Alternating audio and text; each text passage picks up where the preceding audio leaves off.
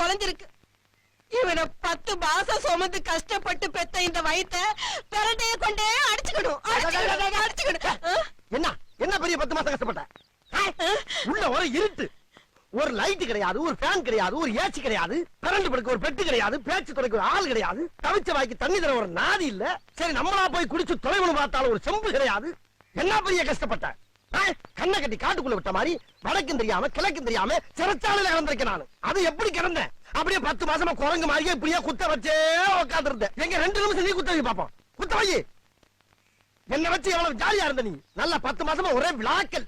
வளகாப்புங்கிற பேர்ல வளையல் போடுறது, பூச்சுடுறது, புது புடவையா வாங்கி சுத்திக்கிறது, விருந்துங்கிற பேர்ல கண்ணதுகள் எல்லாம் குலைச்சு குலைச்சு உருண்டை கட்டியா உள்ள இறக்கி லோரத்தினை கொல்ல பார்த்தது இல்லாம கஷ்டப்பட்டாச்சு.